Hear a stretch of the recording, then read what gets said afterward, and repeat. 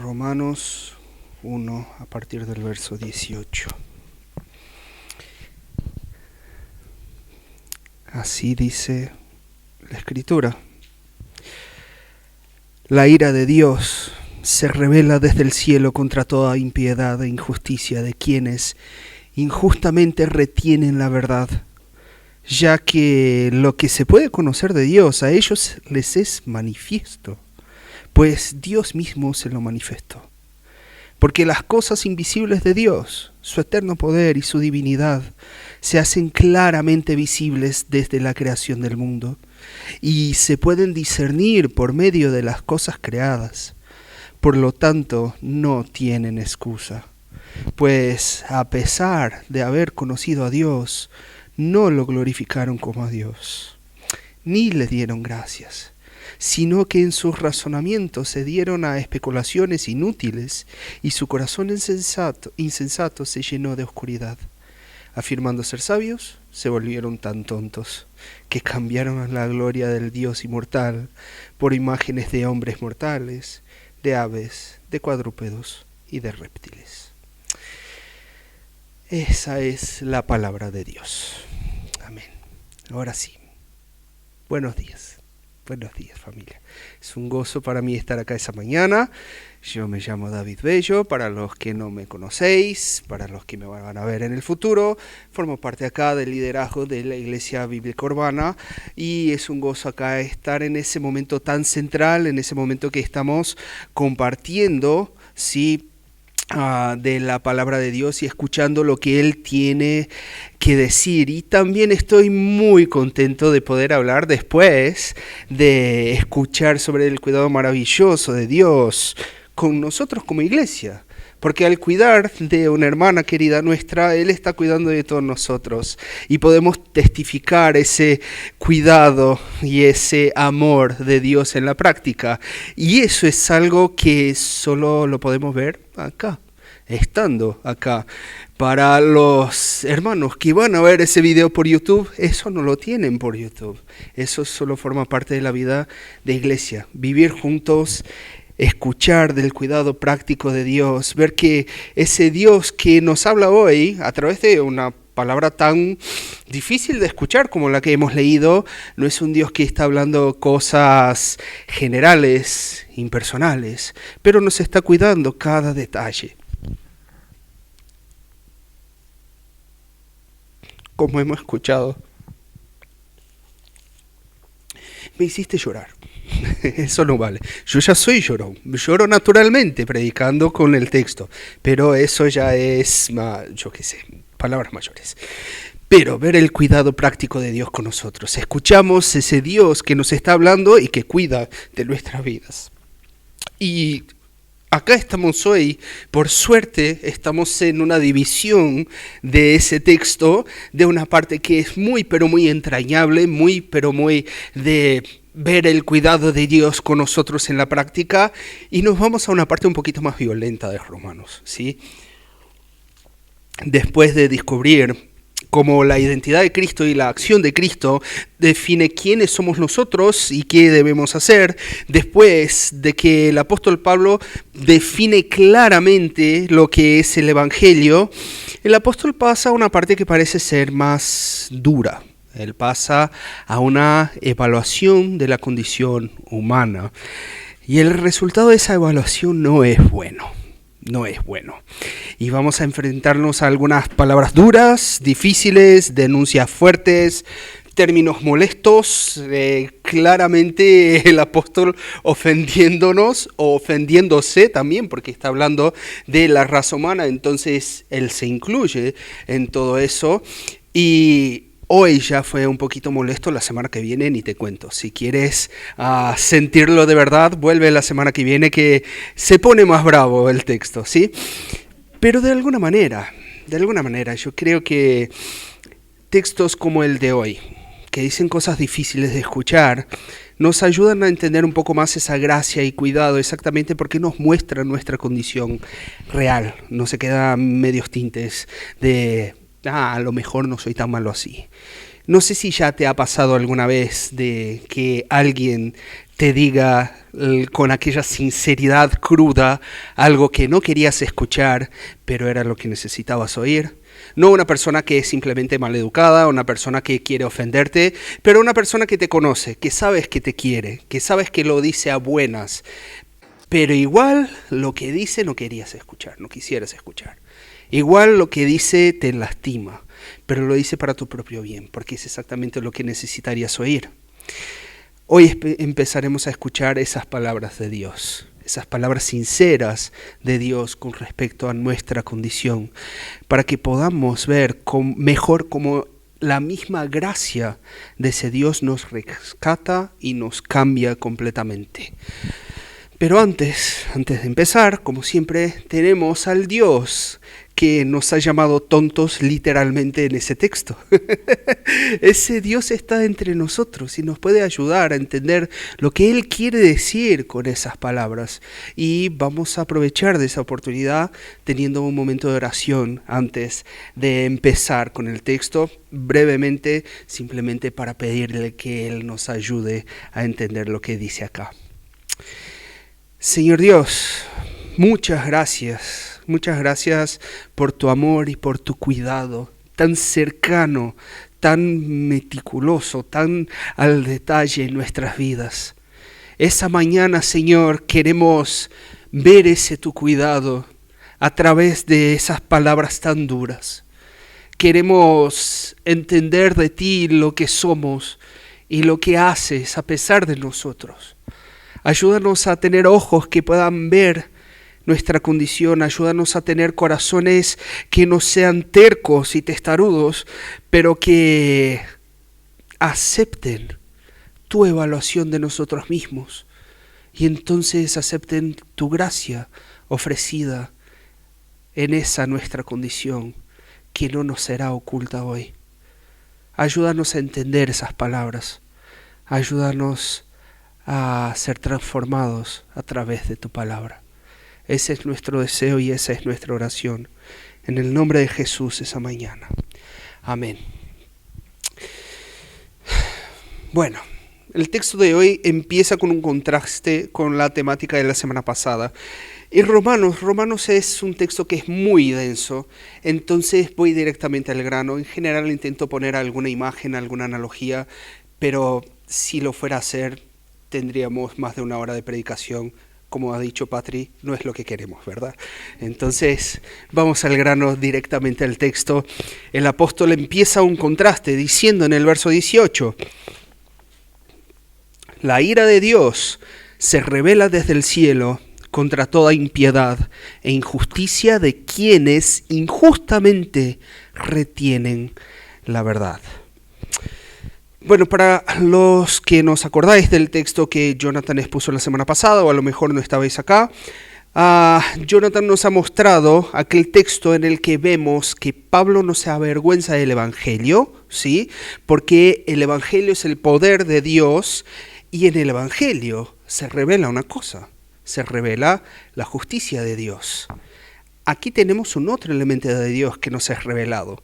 Es igualmente revelado, así como en el Evangelio vemos la justicia, aquí ya no es la justicia, sino la ira de Dios. Y la palabra para revelación ahí es una palabra que aunque no sepas nada de griego seguramente te sonará, porque es la palabra apocalipsis, que literalmente quiere decir quitar un velo, quitar una cubija de encima de algo para que puedas ver lo que está por debajo. Es sacar el velo, es revelar, literalmente. Entonces, algo que no se podía ver, ahora se ve claramente. Mientras el Evangelio quita ese velo para que echemos un vistazo a la justicia de Dios, para que podamos ver lo que es la justicia de Dios, Pablo nos dice que la impiedad y la injusticia de la humanidad le quita el velo y permite ver con claridad la ira de ese Dios. Y por supuesto eso no es un tema nada popular, no es popular para nada, porque la versión blanda y apetecible de Jesús que a veces tenemos alrededor nuestro no habla de Jesús como un Dios airado. Lo va a pintar como un gran maestro moral, como alguien que predicaba el amor, no como alguien que te va a confrontar, que va a decir, mira, no me ha gustado nada con lo que estás haciendo, mira, estoy airado por tus actitudes. Eso parece que no cuadra muy bien con ese Jesús medio hippie que a veces se nos pinta, ¿no? Mismo herejes del pasado, eso no es una novedad. Herejes como Marción de Sinope, que vivió en el siglo II. En el siglo II, estamos hablando del año, 140 más o menos, él ya rechazaba textos como ese porque él decía que el Dios airado era el Dios del Antiguo Testamento. En el Nuevo Testamento tenemos un Dios bondadoso y son dos dioses distintos. Y Jesús no es ese Dios airado. Entonces lo que Pablo está diciendo acá no puede ser verdad.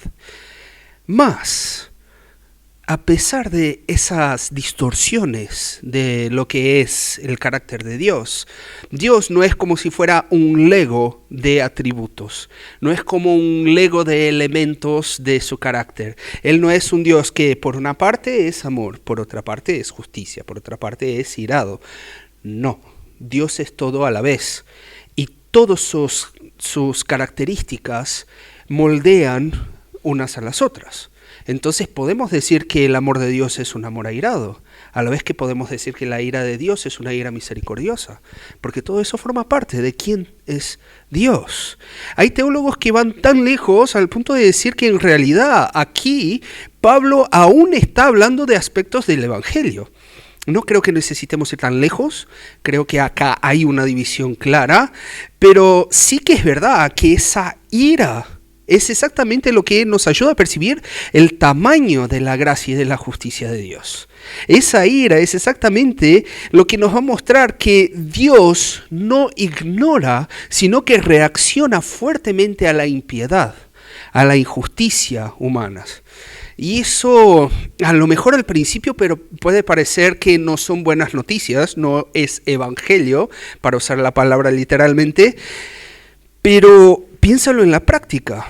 En la práctica no queremos a un Dios que mire a un tipo como Hitler y diga, bueno, humanos se equivocan, ¿no? Humanos son fallos, vamos a abrazarlo acá. O un Dios que viera el acoso de un niño, un Dios que viera la violencia contra un anciano, un Dios que viera la esclavitud de mujeres contra su voluntad y simplemente dijera, bueno, mi amor es más grande que eso. Bueno, mi amor es más grande que tu maldad, vamos a abrazarnos, darnos las manos, poner a un costado todas esas cosas malas y vivir felices. Eso no parece un Dios justo, no parece un Dios siquiera amoroso, ¿no? Pero ese texto nos muestra exactamente que Dios no es así. Dios no ignora el mal. El justo juez de toda la tierra juzga con justicia. ¿Sí? O sea, que la quiebra de la ley de Dios, que es, por un lado, pensando en los 10 mandamientos lo que tenemos son dos bloques de ordenanzas o de cosas que Dios requiere en relación a su persona y en relación a unos a otros. Eso básicamente son los 10 mandamientos. Lo que el texto dice acá es más o menos cuando quebramos la parte de los 10 mandamientos que tiene que ver con Dios, cuando somos impíos, cuando vivimos vidas que no llevan en consideración quién es Dios, Dios revela su ira. Y también cuando cometemos pecados unos con los otros, cuando somos injustos unos con otros. Esos son elementos que despiertan esa justa, santa, amorosa, misericordiosa ira de Dios. Y eso es una noticia fenomenal, fenomenal, porque Dios lidia con la maldad, Dios no la ignora. Y claro, ese texto nos va a mostrar cómo Dios hace eso hoy día. La semana que viene lo va a mostrar mejor aún cuáles son las consecuencias de esa ira de Dios hoy día. Pero ese hecho también nos señala, nos apunta a lo que es la esperanza de lo que Dios va a hacer completamente en el futuro. Porque en los nuevos cielos y en la nueva tierra, es decir, en esa realidad restaurada que será verdad completa cuando vuelva Jesús, en esa realidad rehecha en que Dios nos promete, todo mal será revertido, toda lágrima se secará. ¿Por qué? Porque no es que Dios vaya a ignorar tu dolor, es que Dios lo va a deshacer. No es que Dios vaya a ignorar el mal que hizo que lloraras y que sufrieras, sino que Dios lo va a revertir y va a lidiar con él. Cada maldad tendrá su paga, porque la ira se revela contra cada una de ellas. Cada una de ellas. Eso es una noticia excelente, porque ninguna de ellas se mantendrá eternamente. Ninguna maldad se mantendrá eternamente. Mas hay un elemento que es un poquito difícil de ver en las traducciones en castellano, que es la parte final del verso 18, que trata de la manera o la causa que las personas retienen esa verdad de Dios, ¿no? Esa traducción de la Reina Valera 2020 nos dice que lo retienen injustamente, pero una manera de dejarlo más claro, o de decirlo más literalmente, sería decir que lo hacen o retienen esa verdad en su injusticia, en la injusticia o a través de la injusticia. ¿Y por qué quiero remarcar ese punto? Porque es un punto raro si nos ponemos a pensar lo que está diciendo Dios acá. Porque el texto no nos dice que los que retienen la verdad de Dios lo hacen con su mentira. Sería el antónimo, ¿no? Lo que es lo opuesto de verdad. Es mentira, no es injusticia. El problema no es con lo que uno conoce, no es con lo que sabe el ser humano, no está en el nivel del pensamiento, no es con lo que uno razona con su mente, sino con lo que uno quiere. Nuestro corazón engañoso, que quiere asumir el control injustamente en lugar de dejar el control al Dios soberano del universo. Nuestro corazón que quiere crear reglas para nosotros injustamente, al vez de tomar las reglas del justo juez y legislador de todo el universo. El corazón que quiere hacer lo malo injustamente, ofendiendo a aquel que ha dado todo y es completamente fiable. Ese corazón, por querer su injusticia, va a retener la verdad. El problema que tenemos con Dios, el problema en seguirle, el problema en obedecerle, y acá cuando digo tenemos, estoy diciendo como humanidad, como personas caídas que todos somos. Sí que Cristo lo cambia todo, pero cambia de una condición que es común a todos. El problema que tenemos en seguir a Dios no es algo cognitivo. No es falta de información, no es falta de formación, por más que lo queramos pintar de esa manera. Por más que se escuche de no creo en Dios porque, yo qué sé, para mí no tiene sentido, no me cuadra, no lo entiendo. No es que no lo entiendes. El problema es que si lo que Dios dice es verdad, si ese Dios revelado en la Biblia es verdadero, lo que dice necesariamente afecta la manera como vivimos. Necesariamente afecta lo que nosotros tenemos que hacer. Por eso, para vivir como queremos, como se nos da las ganas, tenemos que retener esa verdad. No con una mentira, sino con nuestra injusticia. Y para practicar nuestra injusticia, cerramos los ojos a lo que es obvio. A lo que es obvio. Y así sigue el verso 19. Vamos a leerlo.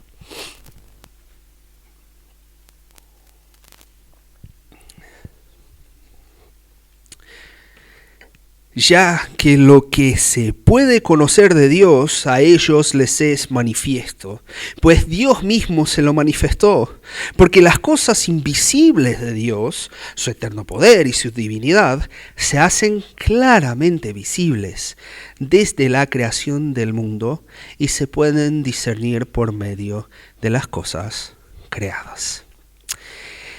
Ese verso en particular es un verso muy importante para la teología cristiana, porque es la base para un concepto que refleja a la perfección el punto anterior del apóstol Pablo. Porque aquí tenemos la base para la doctrina de la gracia común. La doctrina llamada gracia común. ¿Qué quiere decir eso? Quiere decir que Dios no es un ser misterioso. No es que para conocer a Dios tienes que entrar en una iglesia, pasar por una iniciación y después de pasar años estudiando y leyendo libros y aprendiendo términos complejos, entonces eres iluminado y llegas al conocimiento de Dios. No. El conocimiento de Dios no es un conocimiento secreto, sino que todos pueden saber de su existencia. Dios se da a conocer, se manifiesta a sí mismo a todos los seres humanos sin excepción. No existe nadie que haya nacido bajo ese sol que no tenga el testimonio de Dios. Y Él lo hace de dos maneras, básicamente. Si estabas en la primera clase del Instituto Bíblico Urbano ayer, ya sabrás cuáles son esas maneras, hablamos de ello.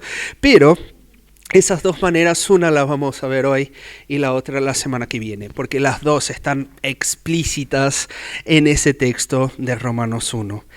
La primera es lo que vemos en el Salmo 19. El Salmo 19 que nos va a decir que los cielos declaran la gloria de Dios.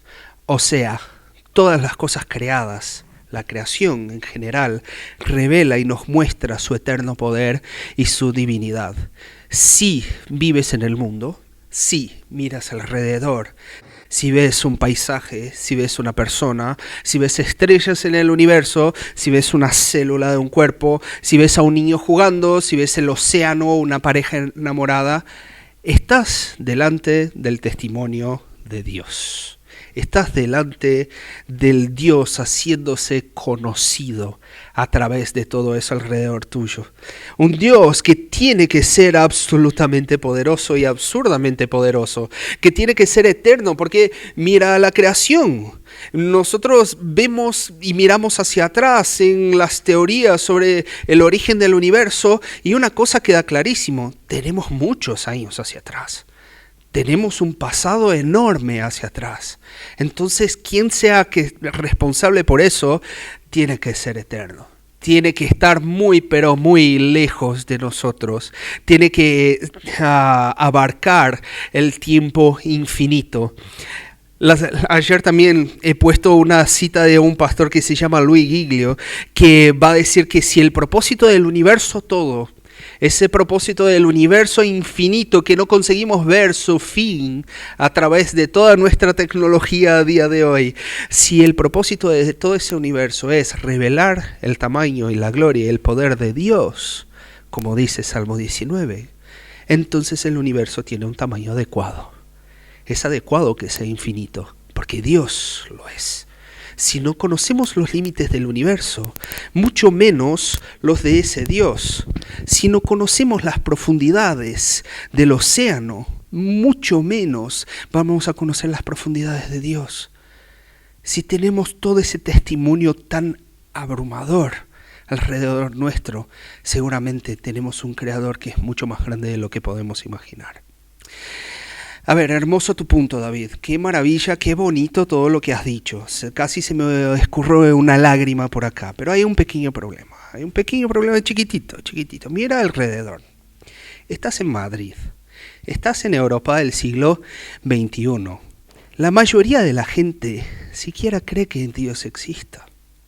La mayoría de las personas siquiera se entera, siquiera se importa. Y esa gente está expuesta a la misma creación que nosotros, ¿no? Entonces, ¿qué pasa ahí? ¿Cómo lo explicamos? ¿Qué tienes que decir o qué tiene que decir el apóstol Pablo? Porque mi opinión importa muy poco. ¿Qué tiene que decir el apóstol? Aquí entra la prueba cabal del verso 18 con la que empezamos. Al día de hoy, toda nueva cultura que se ha encontrado, toda nueva civilización y todo nuevo pueblo siempre e invariablemente tienen su Dios. Nunca se ha encontrado una cultura que sea nativamente atea. Todos los pueblos de lugares distintos, épocas distintas, lenguas distintas, tienen algo en común. Todos ellos a su manera van a decir: existe un Dios. Son dioses distintos, tu Dios no se parece con el mío, pero existe un Dios. No hay nadie que viva en el medio de la creación y diga, bueno, eso es el acaso. O como hay un dicho en Brasil, que no existe agricultor ateo. Si tu ganancia depende de si va a llover o no, es muy difícil que seas ateo. Es muy difícil ver a la naturaleza, depender de la naturaleza y no creer que hay alguien que la controle. No existe un pueblo nativamente ateo. ¿Qué quiere decir eso? Que ser ateo es un esfuerzo. Es un desarrollo intencional de negar esa evidencia de la naturaleza. Y volvemos a lo anterior, que el problema acá no es intelectual. El problema acá no es de naturaleza cognitiva. No creer en Dios, ser ateo, no es una cuestión de evidencias, sino de nuestra injusticia. De que si Dios existe, hay consecuencias para lo que hago. Si Dios existe, no puedo ordenar mi vida de la manera que quiera. Y eso no me gusta. Eso no me gusta. Por eso el texto sigue hasta el fin en el verso 20. Él dice así: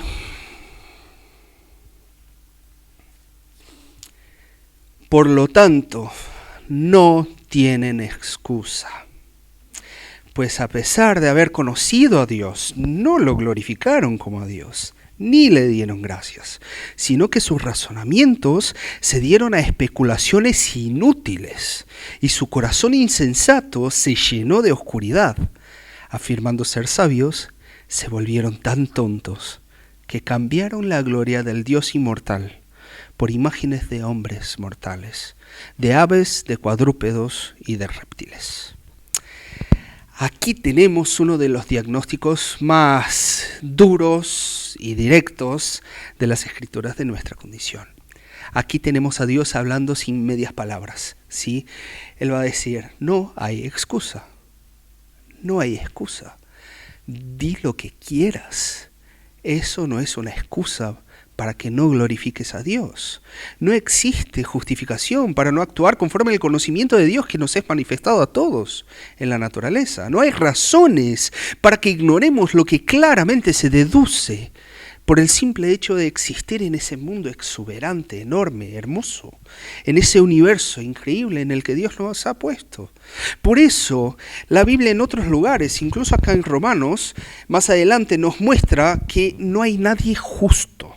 No hay nadie justo, que todos pecaron. Es otra doctrina que se llama depravación total, no entraremos en ella hoy, pero es una evidencia de que no hay excusa para nadie, que no hay nadie que glorifique a Dios y le dé gracias de una manera coherente con el conocimiento que Él imparte respecto a sí mismo. Vemos lo obvio y decidimos crear excusas. Vemos lo evidente y decidimos crear alternativas cuando no las hay. Cuando no las hay. En lugar de simplemente admitir y reconocer ese Dios, retenemos esa verdad clara, por nuestra injusticia nos creamos todo tipo de sistema complejo. Nos creamos todo tipo de, como dijo Jonathan la semana pasada, de chorradas.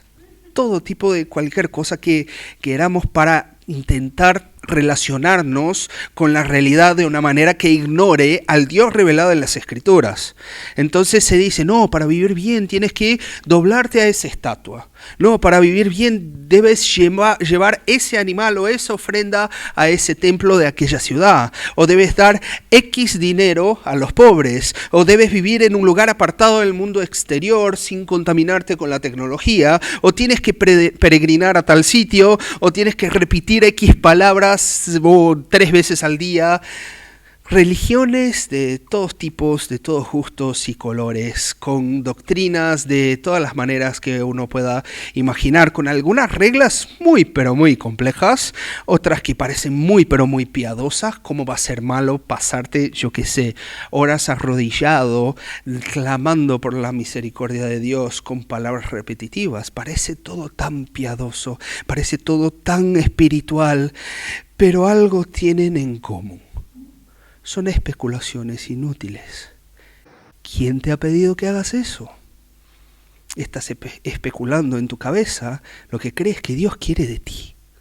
Estás haciendo conforme lo que te parece a ti que Dios quiere. Y eso oscurece a nuestros corazones. Quita la luz de lo que es evidente. Y a lo mejor puedes escuchar de eso y digas, bueno, yo no sigo ninguna de esas chorradas, ninguna de esas religiones.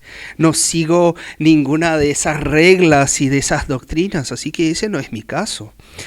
Deja aclararme un poquito el tema, porque todos los sistemas que nos prometen un sentido de la vida, que nos prometen que la vida va a ser buena cuando eso pase, cuando lleguemos aquí, que nos dicen cómo la vida debería ser en realidad, qué es una vida que es bien vivida, son afirmaciones de nuestra presunta sabiduría que en realidad revela lo tonto que somos. Porque idolatría no tiene que ver simplemente con una religión institucionalizada, ¿sí? Y te puedo dar algunos ejemplos. Gente que no va a decir, no, te tienes que doblar a esa estatua, pero que va a decir, no, lo que te da una vida plena y con sentido es ser quien eres de hecho, mirar adentro de ti, descubrir quién eres y vivirlo a lo máximo. Eso sí es la vida. O mi objetivo de la vida es descubrir las fronteras del conocimiento humano usando un método comprobado por siglos y siglos de universidades. O vivir bien es luchar por condiciones iguales y dignidad para todas las personas con todos mis recursos y con todo mi tiempo. Nada de eso suena tan religioso, sí. A lo mejor uno puede ser muy ateo y hacer cualquiera una de esas cosas, y muchas de esas cosas siquiera son malas. Hay algunas que son buenas, pero es lo que es. Tienen cara de sabiduría, pero nada de eso es suficiente para abarcar lo que es la vida. Nada de eso es suficiente para abarcar lo que somos nosotros y lo que es la realidad y la complejidad de lo que es la vida vivida en esa tierra. Poner el sentido de nuestras vidas en cualquier cosa finita, limitada y cambiante solo revela lo tonto que somos. Solo revela lo tonto que somos. Pero eso es porque ese fenómeno que describe Pablo sigue siendo realidad, aunque haya cambiado de cara. Antes, ¿cuál era la manera de controlar la divinidad que poníamos? ¿Cuál era la manera de controlar lo que es Dios? ¿Cuál era la manera de regatear con la religión y con Dios? Lo que se hacía era definirlo. Decíamos, o se decía, Dios es eso y si Dios es eso, Él tiene que portarse de esa manera. Si Dios es un ave, a Él le va a gustar las semillas. Si Dios es un reptil, a Él le va a gustar la carne cruda. Si Dios es un cuadrúpedo, yo qué sé, le gusta el pastito o lo que sea. Yo te conozco, Dios, por eso sé lo que quieres. Y si sé lo que quieres, te voy a dar lo que quieres y ahora tú me debes. Y ahora si yo te proveo lo que tú quieres, tú me tienes que dar lo que yo quiero. Esa es la tontería que está tratando Pablo acá. Están cambiando el Dios inmortal por imágenes que son limitadas. ¿Pero por qué hacen eso? Porque quieren controlarlo. ¿Cómo vas a controlar un Dios que no se puede definir? ¿Cómo vas a controlar un Dios que no cabe en tus definiciones? Pero la lógica se mantiene. Nosotros cambiamos esa gloria del Dios inmortal, eterno, infinito, incontrolable, que no nos necesita, que no regatea con nosotros porque no necesita nada, y por eso nos molesta. Nos molesta porque no podemos ponerlo en nuestras cajitas o atarlo a nuestras riendas para que Él simplemente nos obedezca y haga lo que queremos nosotros. Y la estupidez es creer que simplemente decir que Él no existe lo hace realidad. Que ahora te voy a controlar porque simplemente no creo más en ti. Y si no creo en ti, no me puedes hacer nada. Qué tontos somos. Qué tontos somos. Esa es nuestra condición verdadera. Somos injustos. Somos impíos. Somos insensatos, somos tontos. Queremos controlar a un Dios incontrolable.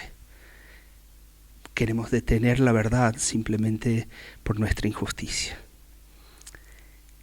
Y acá, yo qué sé, el texto ya está muy pesado, ¿no? Ya, a ver, relájate, David, por favor. Eso no se parece nada con buenas noticias. No se parece nada al evangelio tan hermoso que nos trajo Jonathan la semana pasada. Sube Jonathan otra vez a ver si nos animas un poco, porque ya muy bajón, ¿no?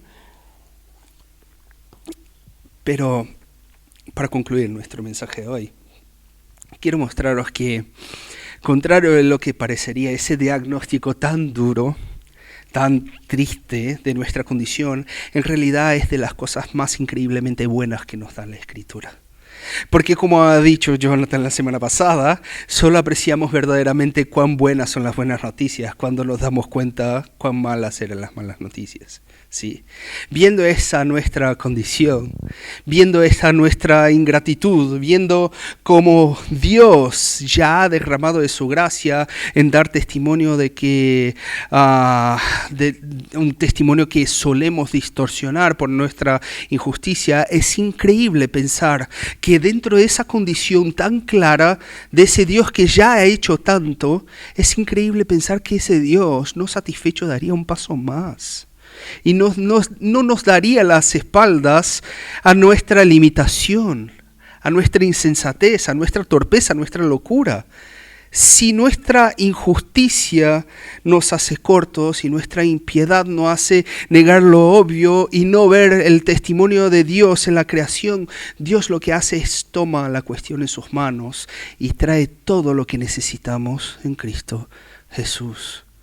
Porque si nuestro conocimiento está oscurecido por lo que hacemos, Cristo, la luz del mundo, viene a alumbrar esas tinieblas dentro de nosotros.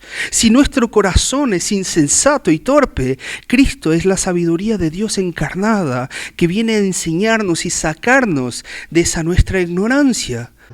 Si no nos percatamos de las cosas invisibles de Dios, que Dios revela a través de la creación, Cristo es simplemente la imagen del Dios invisible, que viene y vive con nosotros, come con nosotros y muestra quién es ese Dios revelado en la creación. No solamente por su enorme poder y su divinidad, pero por su carácter, su personalidad en Cristo Jesús. Como ya vimos en el comienzo, la cuestión acá no es simplemente intelectual. El problema no es simplemente el conocimiento. Entonces, aunque Jesús viniera y nos enseñara todas esas cosas, al fin, no estaría tocando el problema. Porque el problema no es la mentira, sino la injusticia. El problema no es que no sepamos la verdad. El problema es que retenemos la verdad por nuestra impiedad. Y por eso, la ira de Dios se revela contra lo que elegimos hacer todos los días. La ira de Dios se revela contra toda maldad que elegimos todos los días. Ya sea por actuar, ya sea por pensar, ya sea por no hacer.